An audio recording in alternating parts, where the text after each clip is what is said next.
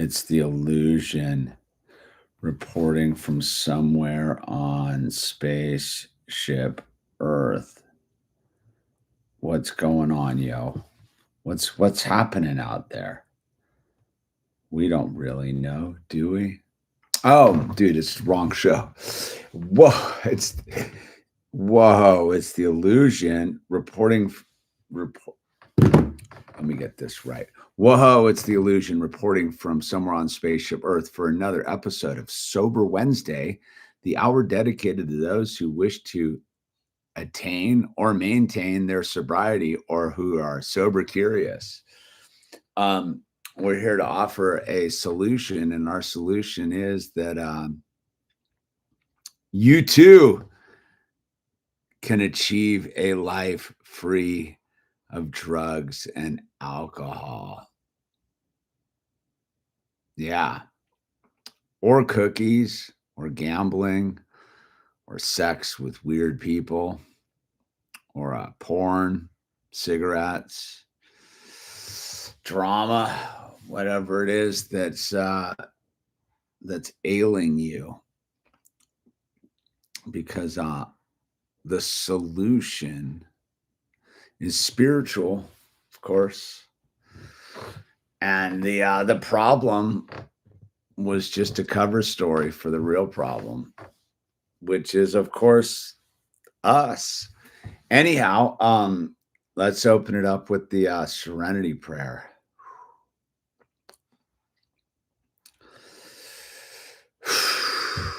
God, grant me the serenity to accept the things I cannot change and the courage to change the things I can and the wisdom to know the difference. Amen. The wisdom to know the difference. The wisdom to know the difference. Woo. Shifting Kill, Zach Shaw, Free as a Bird. How's everyone doing out there? I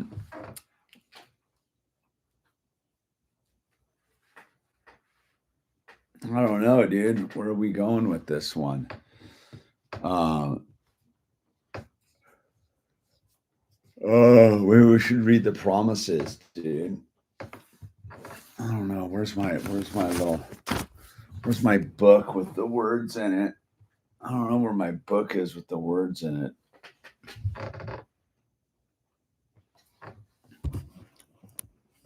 I don't know where my book with the words in it are is. There it is. It's way over here.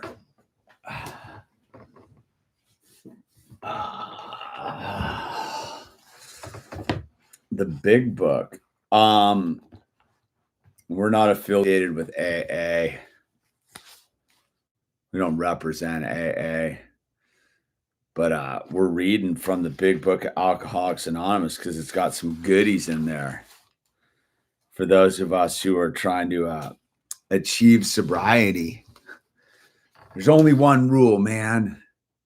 And that's a desire to stop drinking or smoking crack or wedging pizzas or sleeping with weirdos or doing whatever it is that's getting in your way from your spiritual solution, dude. If we are painstaking about this phase of our development, we will be amazed before we are halfway through. We're going to know a new freedom and a new happiness. We will not regret the past or wish to shut the door on it. We will comprehend the word serenity and we will know peace. No matter how far down the scale we have gone, we will see that our experience can benefit others. That feeling of uselessness and self-pity will disappear. We'll lose interest in selfish things and gain interest in our fellows. Self-seeking will slip away. Our whole attitude and outlook upon life will change. Fear of people and economic insecurity will leave us. We'll intuitively know how to handle situations which used to baffle us. We will suddenly realize that God is doing for us what we could not do for ourselves. Are these extravagant promises? They certainly are. They were being fulfilled among us, sometimes quickly, sometimes slowly. They will always materialize if we work for them. It's funny, are these extravagant promises? It says we think not. But I think they are extravagant promises, and that's why they're so cool. I don't think we should underplay these promises at all. I think they're quite extravagant because fear of economic insecurity, we'll intuitively know how to handle situations which used to baffle us. Damn, dude. That is not some garden variety promise, dude. Self-seeking will slip away. What? Fear of people and oh wait. Whereas the we will lose interest in selfish things. Come on. Those are pretty extravagant for a dude like me. I think so. I think those are keys to the castle, man. Keys to the castle, if I do say so myself. Where are we at today, dude? Where are we at in our sobriety? Was funny. Today was a good day, but it had a moment of total overwhelmingness this morning. I got up a little earlier because Al and I were going rock hounding today. And I don't know, at a certain point, I just got all like, I got too many things going on trying to button everything up and get out the door because the days are short today. And the place we were going rock hounding is like a couple hours away. And then I was having trouble with this cap on Al's water backpack. I just couldn't get it to close right and not leak. And it got me super agitated, man. Like, and then from there, it's like everything just spiraled for a minute. Like it all just glitched out. And I've always known it's the little things. It's not the big things. As I've always said, or I don't know, I've always said, but as I've grown to understand, when like the big catastrophes happen in life, I intuitively know how to do that stuff. Like I intuitively know how to navigate like natural disasters and catastrophic fires and just, all sorts of like the big chaos. Like, yeah, my dad dying and hospice care and all that kind of stuff. I can navigate all that stuff pretty easily. But when it comes to like a lid on my son's Camelback not sealing properly, and I'm kind of late getting out the door, the amount of like,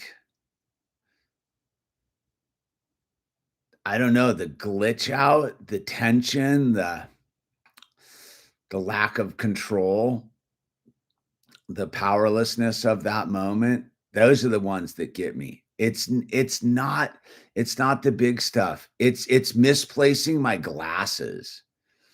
Misplacing my glasses will get me so agitated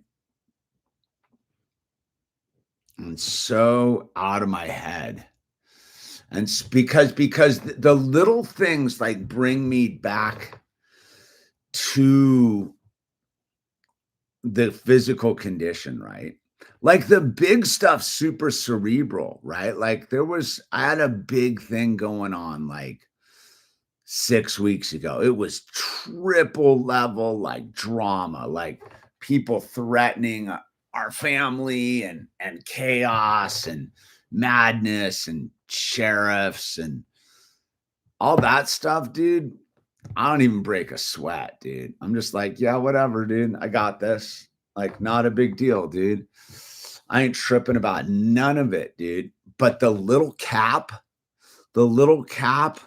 on the water back, and it's not sealing water and the water's getting out. Dude, talk about like catastrophizing stuff. Like that's for me where it goes. And I had this experience the other day. So I was putting up some ceiling panels, right? And before I had to put up the ceiling panels, I had to put up insulation, right? So I got the respirator on, or the particle mask. I got the hood up. I'm all geared up dealing with fiberglass insulation, dude. I'm putting it up. It makes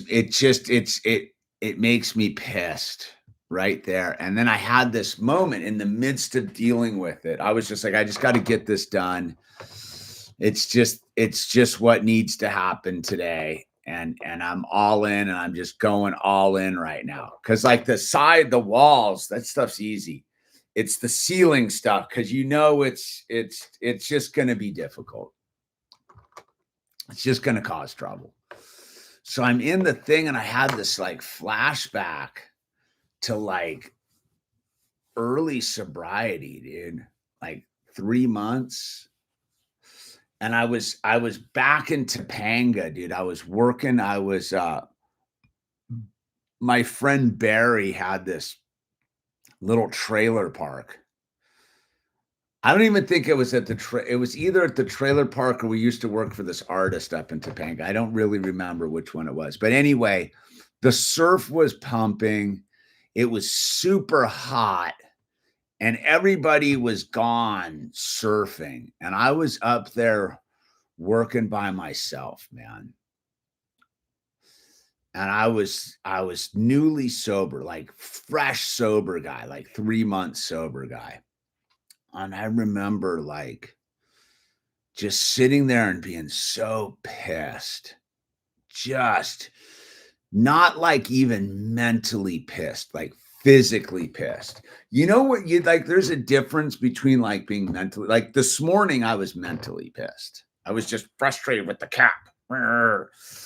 Mental, all mental. Yesterday, I was physically pissed. And when you're physically pissed, you have like this like neurological reaction. It's like time travel. So yesterday I was like physically pissed, dealing with this stuff. I was working by myself. I was super annoyed. And I was physically pissed. And it took me back to like this moment. And I was back there. It was like I was back. It was like I was a newly sober dude up in Topanga working. And I remember that day so distinctly because I got super pissed. And it was the first time I ever picked up the phone call. Right. So like in the beginning, like you get sober, you turn yourself in. I'm going to get sober. You start going to meetings, you get the sponsor, you do the stuff, you hear a bunch of stuff. But one of the things you get is a bunch of phone numbers, and people are like, here's my phone number. Like, call me, dude. And the whole concept is like why people give you their phone numbers is you're the newly sober person. And in order to kind of get over these first hurdles, you need to pick up the phone. The 10,000 pound phone is the joke. So I was at the beach this one day. I was down at Malibu. I'm checking the surf.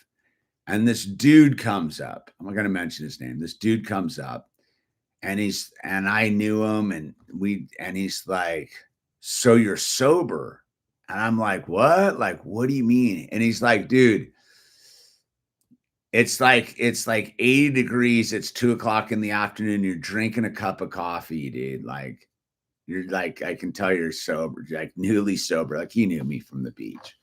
And I'm like, "Yeah." He's like, "Take my number." I'm like, "All right, dude, fine." So I take this dude's number. And then it's like 2 weeks later, I'm up in Topanga, dude. I'm spinning out, dude. And I remember I was trying to do, and I couldn't find my speed square. And if you don't know carpentry, it's the little triangle that's got the measurements and the 90 degrees, and it's got the straight edge, and pretty useful piece of piece of metal. We're getting a job done, and I couldn't find my speed square, and I'm hot, and I'm physically pissed, I'm mentally pissed, and I'm up in Topanga, and I think I called my, like, spiritual advisor, Joe. I made a couple calls, nobody was answering. So I got that guy's number from the beach. I got that dude's number from the beach. I called the dude from the beach. He's like, "Hey, what's going on?" I go, "Dude, I'm up in Topanga, man." He's like, "Yeah, surf's pumping." I go, "I know, dude." I'm like, because he was a surfer guy. I go, "I'm fucking gonna snap, dude." And he's like, "What's going on, man?" I go, "Dude, I can't find my fucking speed square, dude." I'm like, "I can't find," and he's like, "All right, dude." He's like, "Sit down, man. Just stop what you're doing and sit down." I'm like, "All right." So, I sit down like a 5-gallon bucket.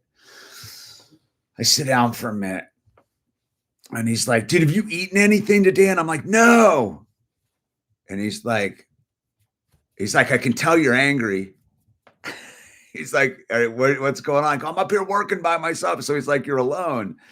I go, "Yeah." And he's like, "How'd you sleep last night?" I go, "Terribly." And he's like, "All right, dude. Hungry, angry, lonely, tired, dude. Halt." And it was the first time anyone had taught me about the concept of halt. Hungry, angry, lonely, tired, man. And he's like, "Look, man, halt. You learn this right now, dude. You're hungry, you're angry, you're lonely, and you're tired, dude. So what can you do right now?" And I go, "I don't know." He's like, "All right, dude. You need to eat something, man." He's like, "Just stop what you're doing. Eat something, drink some water, dude." He's like, "We can't do anything about the tired stuff right now because you're at work, dude." And he's like, "The food's gonna help out the angry, and you're not alone anymore because you called me, dude."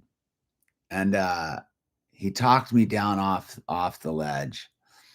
And I'll never forget, I got off the phone, dude, and I'm like, and I remember I was like, "I can't find my speed square." This dude was a carpenter too. He's like, "All right, man."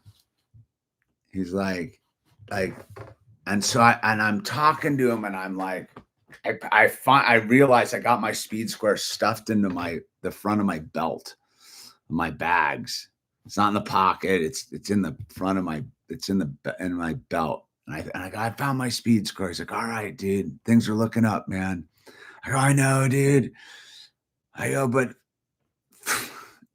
so anyway, I got through that. And I will tell you, dude, that was like the next level of jumping off in the journey of sobriety, right? Because because turning yourself in is easy. Like the like, "Hey, I need help and I want to get sober." Like that's almost the easiest part of the journey of sobriety. Like, it's everything that comes after that that's the hard part of learning the new skills, right? And the reason that I think that most people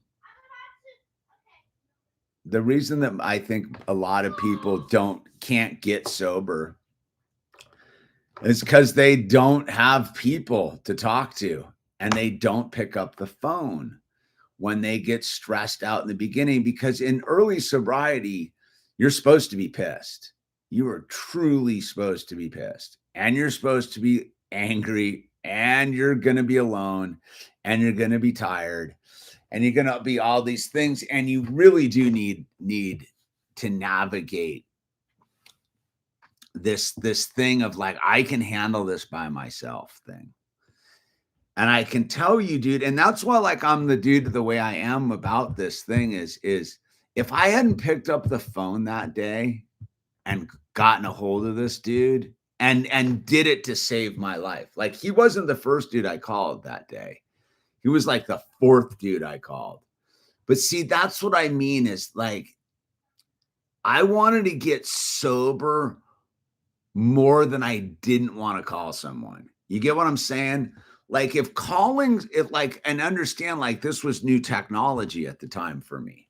Like, I don't know what this is going to do for me. You got to understand that I wasn't a dude who called people when I had a problem. I wasn't that dude. I don't like people. I can just say that blanket statement. Like, I just generally don't like people.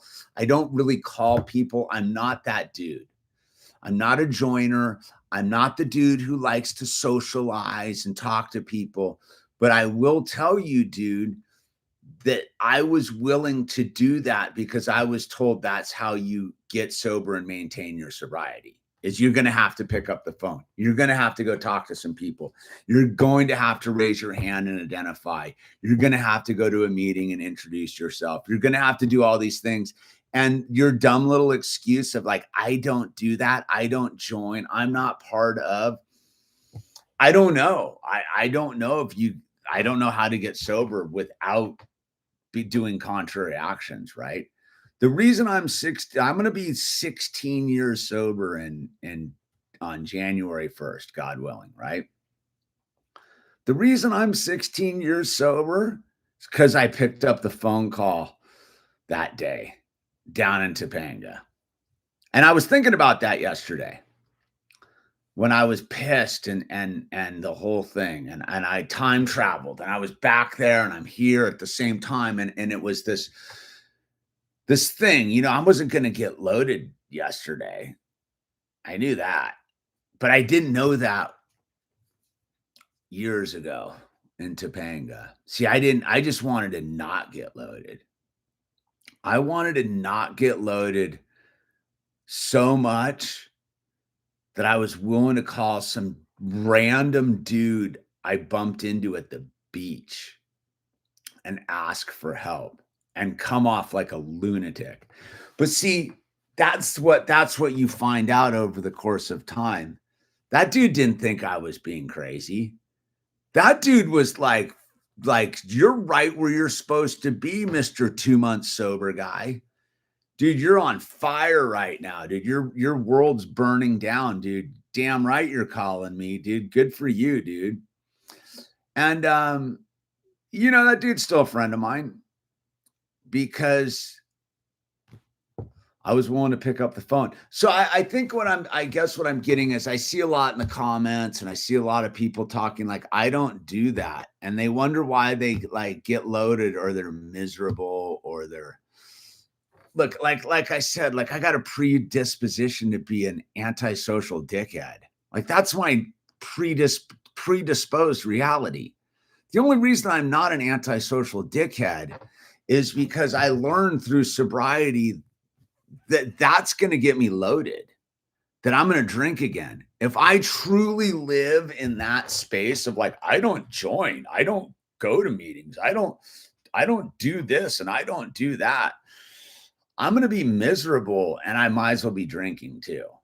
Because what's the point of not drinking and being miserable? I don't understand that. Like, I don't get right. Like, I think about it right now. Like, I don't get of like people and their weird aversion to just going and being of service. And being of service is just showing up at a meeting and being there for somebody. You know that if no one like I remember I was driving I'm like 3 years sober. I used to do these pot runs. Like to, you know, sober guy could do all this stuff. So I used to drive up to NorCal and fill my Volvo with like hundreds of pounds of marijuana and bring it back down to LA, dude. Cause I was sober, dude. I was like, fuck, I don't care. Yeah. Make good money doing it. But I remember one time I was like super, like the sun was setting and I was super like agitated, like not agitated, like angry, like agitated. Just, I felt the fear, like the uneasiness with what I was doing. So I pulled into this town called Taft, and it's this little oil town. It's like an oil, I think it's the town where they, you know, the There Will Be Blood movies based kind of on. It's this oil town, Taft, on the out there on the 33 somewhere on the other side of the valley. And I stopped and I went to this meeting, dude, right? And I needed a meeting. There was 2 other dudes there. One of them was new, like 3 days sober, and the other dude had 6 months who was leading the meeting. I rolled in there, I had like 5 years, I think. I will tell you, dude, to those who don't join and I don't go to meetings and stuff. If the dude who had like 2 days hadn't been there and the dude with 6 months hadn't been there, I don't know if I would have made it, dude. Those dudes were being of service to me because they just happened to be at a meeting wanting to get sober enough in some little teeny town in California. And there just happened to be some crazy dude driving by at 7 o'clock at night who was desperate for a meeting and pulled into a meeting and sat at the meeting and was like the guy with the most time. And I always look back at that meeting very fondly. Not because of anything else, except that, like, if the new dude and the dude with 6 months hadn't been there, I don't know. So when I hear the people like, I don't join and I don't do this, it's selfish. It truly is just a selfish thing, dude. Like sobriety is about not being selfish. Like that's the key to sobriety, the 12 step, having achieved, fuck, dude, what is it, dude? That's 50. So let me just get it right, dude. Having had a spiritual awakening as a result of these steps, I carry the message to alcoholics and practice these principles in all of my affairs. Look, the only way that you truly know that you've gotten sober is your primary mission is to be of service to other people, other alcoholics, right? That's how you know you're sober. Is you're more concerned with the well-being of somebody who wants to get sober than you are with your own sobriety. Like that's the rub.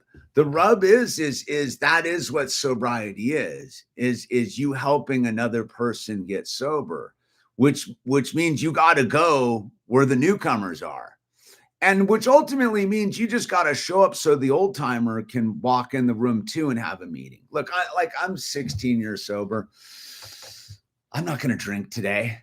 I might not drink tomorrow, dude. I don't know. But today, but if at 16 years of sobriety, I don't have a meeting to go to and there's not some newcomers there, I'm not going to hear what I need to hear. I need to hear the freshie, dude. I need to hear the antisocial, I don't do this guy raise his hand and just be like, I don't do this, but I want to get sober. And this is why. And I go, yeah, dude, tell me more. Do tell, dude. Why do you want to get sober, Mr. Antisocial or Mrs. Antisocial?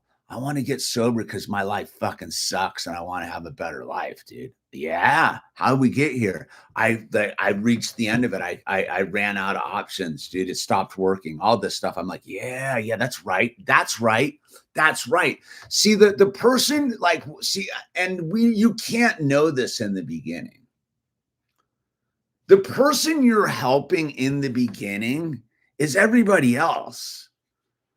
That's how it's like this symbiotic relationship, man. Like, I don't know how or why you would want to sit by yourself and not drink. That sounds horrible. Like, if I think about it, like, that sounds horrible. Because the point is like, so I joined up as antisocial guy and I had to go find my crew of people, which was those 17-year-old punker kids, dude. Like, yeah, I wasn't gonna get sober with a bunch of old farts. Fortunately, like, there was some young sober kids getting sober at a punk band, and I had a video camera, and hence we made some stuff happen. But that's what I'm saying is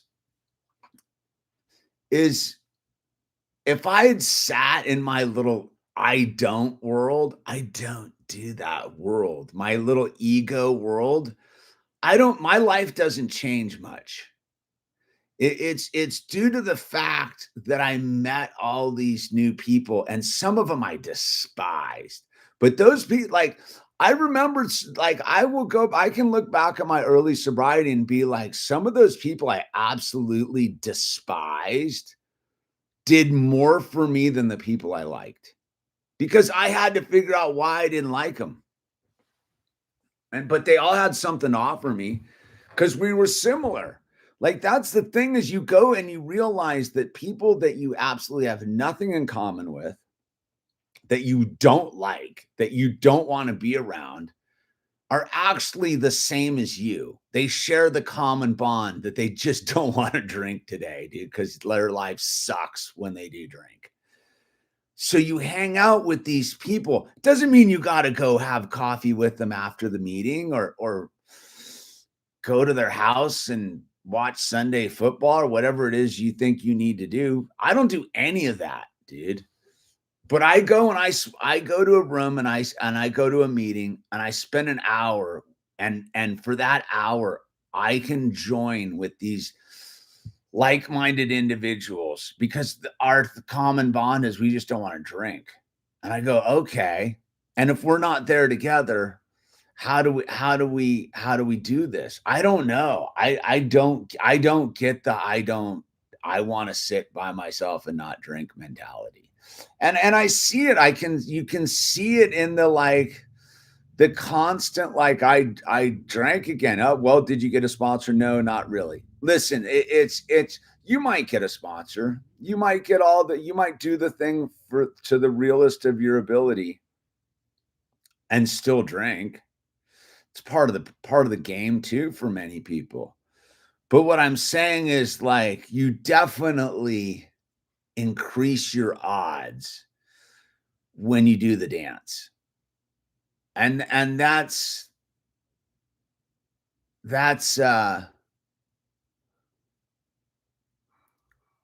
what I do know from my own experience is left to my own devices, sitting by my listen. At this stage of the game, I just about to say I could sit by myself, but I technically can't, dude. I have a child, I have wife, I have clients, I don't get to do that anymore. I don't even get that to be an option anymore. Sometimes I wish it was an option, but that's the beauty of sobriety. Like, my life's full, busy to the point where some cap in the morning's what gets me unglued, dude, because I got too many things going on. Dude, in the beginning, dude, and nothing going on, dude. Except go to some meetings, dude. Like, I don't know. Like, I guess I don't know, man. I don't know how it's done without doing the work. And the work is picking up a phone and talking to some random dude and asking him for help and having him teach you the concept of halt. Oh, okay. Like, I've never forgotten that concept. 16 years later, did I still use it? And I can credit that dude with teaching it to me. He didn't come up with it. It's not some original idea. But in my story, that dude is the guy who taught me how to put out the fire in my own head when I get super agitated. Anyway, that's what I was thinking about yesterday when I got super agitated and time traveled. There you go. Far out aliens be tagging people at 3 a.m. There you go. That you get to do that sober. You get to drive your car fast. You get to, like, go graffiti, and it's long because you're sober guy, dude. Yeah. I just found this on my, yeah. All this powerful. My first time hearing it tonight. Yeah. Hungry, angry, lonely, tired, dude. And don't consider me your sponsor, dude. Go get a real sponsor, dude. Why is everybody's thing changed? It's fucking weird, man. Why has that happened? It's throwing off my thing, dude. Why has everyone got a number now? What's going on, dude? I wonder if I got a number, dude. See, this is the kind of stuff that can hello. I'm just seeing if my thing changed too. No, I'm still the same, dude. I don't like it, dude. I think you got to lock it in on your YouTube channel. Anyhow, it's not what this is about. Yeah. Anyhow,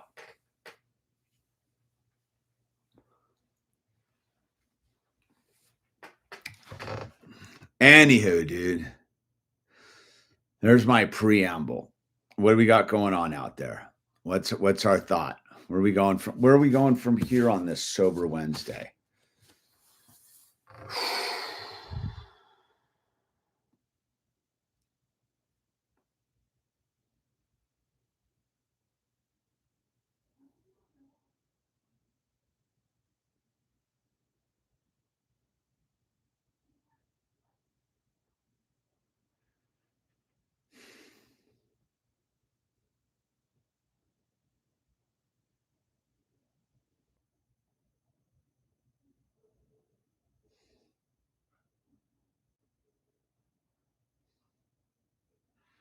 Are there daily checklists you try to meet to keep things moving? I mean, is in sobriety, early sobriety, or just daily life? I mean, and I guess that's in the beginning. That's why you do get a sponsor, dude. Look, man, like in the beginning, if I hadn't had like a sponsor taking me through the book, helping me like get that going. Yeah, dude, you're supposed to hit your knees when you get out of bed and pray, then make your bed, read some stuff, do the thing, go to a meeting. Like, yeah, there's a checklist, but that's sort of like, listen, let's be clear. The word sponsor is not in the big book. It's a thing, but we all understand like we need someone to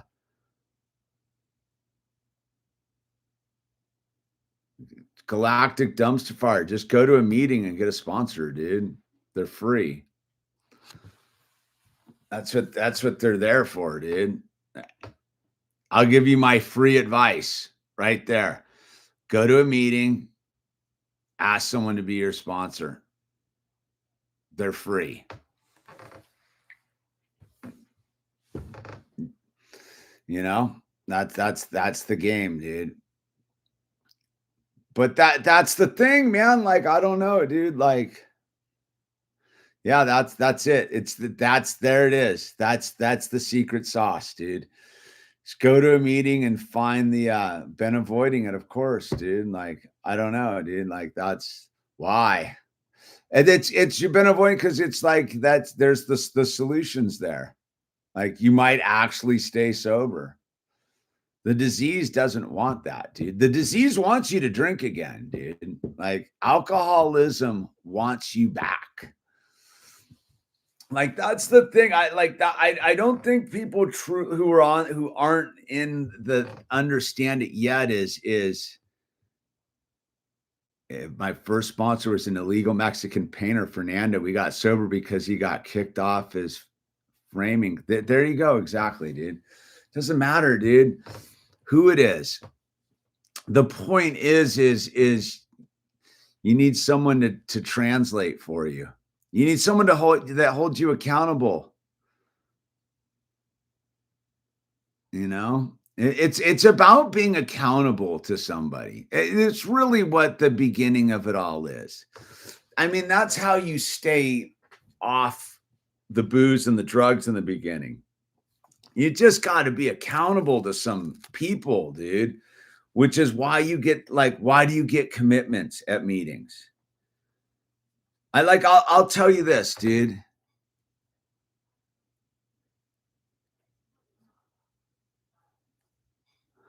I don't know. I'm that Blue Mile that's good. That's some newfangled stuff. I don't know. I think you should go to him in person, personally, dude. I think it's I don't know. I personally don't do online meetings, dude. I don't. I just know they don't work. You got to go. It's all about getting out of your house too. Yeah, super critical on AA after COVID, dude. But that's not because it doesn't work. That's some deeper stuff. That's it. That's a criticality about it. Like the first 164 pages. Yeah, there it's the real deal, dude. Well, they work for you. That's good. I don't know how you do it though, dude. Like how does that how I don't get how it works. Like where do you do that? Like how do you sit in someone's like how do you meet your sponsor and go do the work? I don't get how the work gets done.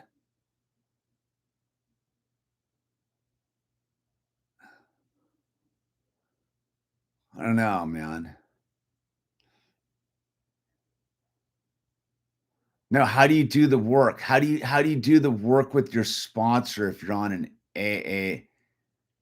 I don't why would you wanna do that's so weird. I don't get it. Whatever, do your I just I don't understand that stuff, but I guess it's the new disenfranchised modern reality.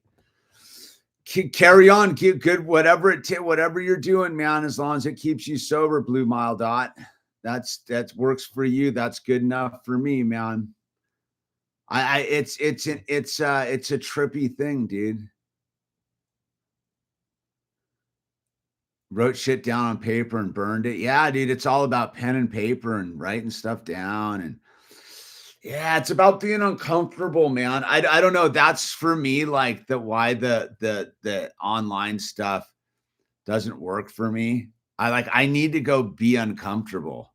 I don't like people. So I have to go like be with people. Like I have to sit in a room with people I don't really want to be around. Like that's the gig. That's why I don't do it online. I go, it's too easy. I just sit there, dude, be distracted. Nah, not for me, man. I like to sit in the room and just have to sit there. I like to have to sit there. That's the point, dude. I get to disappear for an hour and sit with a bunch of other people and just hang out and listen, man. Watch everyone twitch, dude. It's not about being easy. There should be nothing easy about it. Sobriety's a warrior sport, man. That is my take on it. Like, I mean, I get him on a fill-in sort of perspective. Yeah, I don't know, dude. I mean, I get it. Do they work, dude? Listen, man, if you're up in somewhere that you can't get to it or you're whatever, like, yeah, dude, take advantage of what you can take advantage from. I just speak for myself.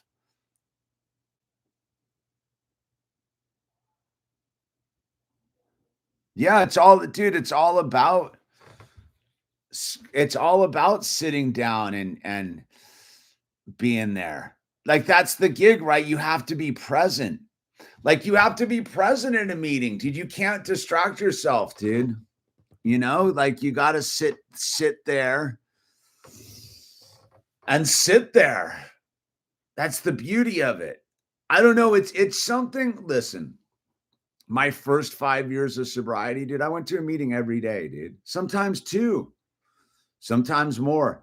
Like that's what I did. I went to a meeting every day, dude. I went and made a point of getting to a meeting, whatever it was I was doing. It just made it all work.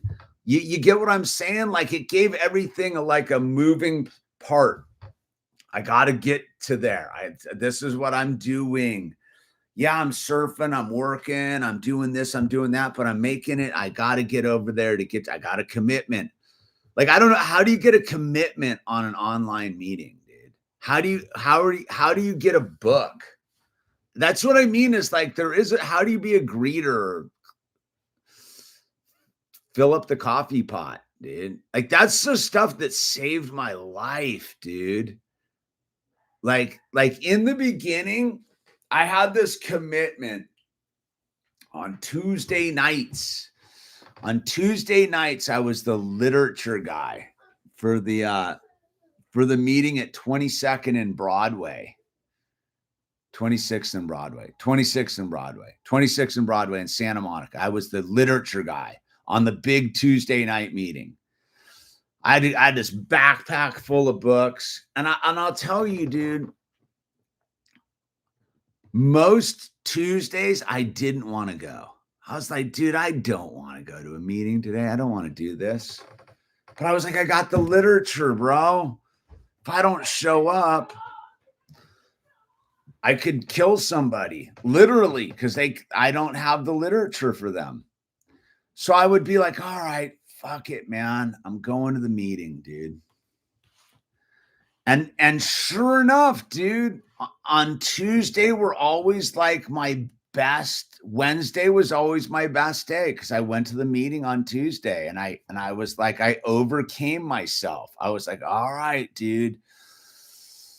Boom. And then there was like that whole period where I had all sorts of commitments going, dude. Like in the first like 3 to 4 years, dude, all sorts of, I was starting my own meetings. I was doing all sorts of stuff, dude.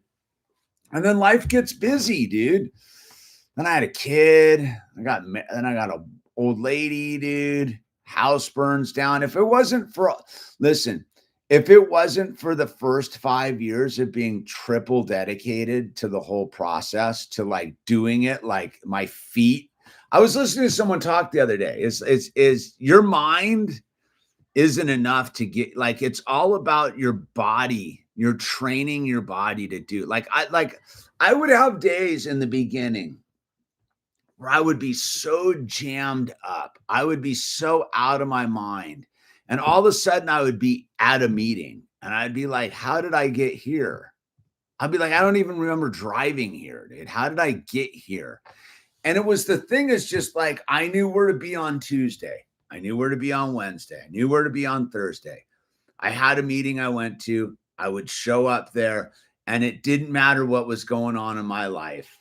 I was there. And invariably the days that I needed the meeting the most, I would just show up there, dude. Not because I wanted to, or it was because like my body knew where to go. Like your body is pretty like primal. Once you train it where it needs to be, it'll be there. It will get you there, like without your mind. Your mind can be off fist fighting cops, dude, and it'll still like show up at the meeting and you'll be like, oh, dude, like I'm at the meeting, like and then at the end of the meeting, you'll like be like, dude, thank God, how did I end up here? This like, thank you.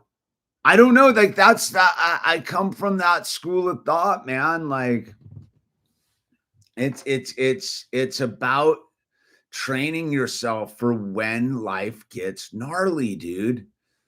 Dude, life gets gnarly. If you're getting sober and you're doing the real deal, your life is going to get so much bigger and so much gnarlier and so much more is going to be going on that there's going to become moments where you're going to have to know how to be sober because you're sober.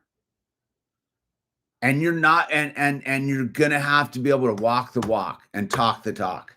And do the deal and get through whatever it is you're getting through. Like I'm telling you, man, like, listen, like, you know, like that's what I'm trying to say is, and invariably, like the way it works, it's Fight Club, man. We're everywhere. We're everywhere, dude. And we all know the code. We all know how to speak the language, and you'll find yourself in the weirdest spot. Listen, I'll always tell the story like this.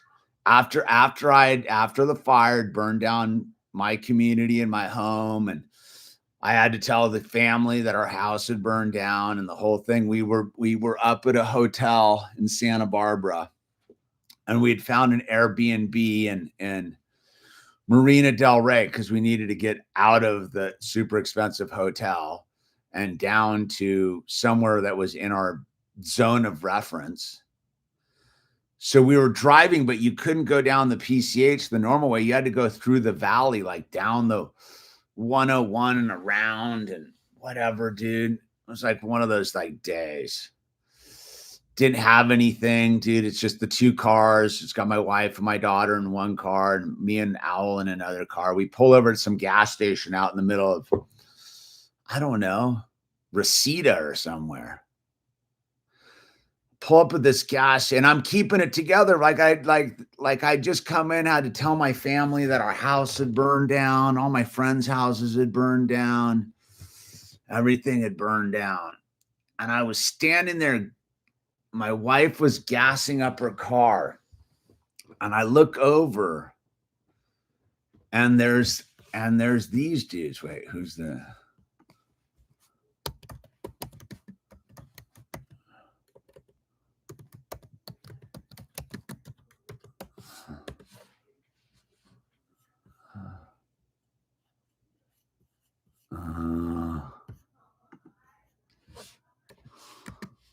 just a second. What are these dudes called?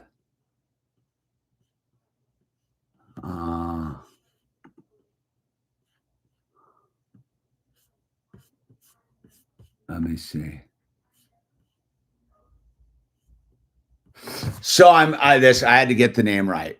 So I'm standing at this gas station, right? And I look over and who comes pulling in at the perfect time? But like 30 messengers of recovery motorcycle guys. 30 sober motorcycle games, like bikers, like messengers of recovery, all leather, patched up, the whole thing. They're over there doing their biker thing, man. And I walk over to them, and I'm just me, surfer me. I walk over, I'm like, hey, you guys, man, you guys are all in recovery. They're like, yeah. I go, dude, can we do the serenity prayer right now? Can we all get in a circle, hold hands, and do the serenity prayer? My house just burned down. I'm completely lost. I'm about to crack. I saw you guys. I just need to be sober with you for a minute. These 30 biker dudes stopped everything they were doing. We all got in a giant circle, held hands, did the serenity prayer. It almost brings tears to my eyes thinking about it right now. We all went on our separate ways. See, that's what you get with sobriety, dude. You can walk up to somebody with the little decal on their car and be like, hey, bro, you're sober? And they're like, yeah, hey, man, I'm jammed up right now. Can we talk? And they'll be like, yeah, totally, dude. What's going on? I don't know, bro. Like, bah. And they'll be like, okay, dude. Like, and you'll talk to them and it'll be okay, dude. That's what I'm trying to say is this thing is bigger than us, dude. And those of us who are sober are out cruising around and we're ready to be of service. That's what I'm trying to say is how you know you're sober. You're willing to be of service wherever you go, wherever you are. You hear the language and you're, can I help you? And you offer yourself and they go and you try to help them. And that's how we stay sober, because we have a mission. Every time I leave my house, I represent sobriety, which means I'm willing to be of service to anywhere, anytime, and for any reason. If they need me to help them achieve sobriety or maintain their sobriety, dude, like that's my response. But that's how I get to stay sober. I got to be sober to do that. You know what I'm saying? So that's what I got for you, dude. We're gonna tap out here on this Sober Wednesday. At the end of it, just remember, dude, like this is all about, like this all started because we're trying to prevent people from self-deleting, dude. Don't self-delete. Don't tune out. And stay in the game.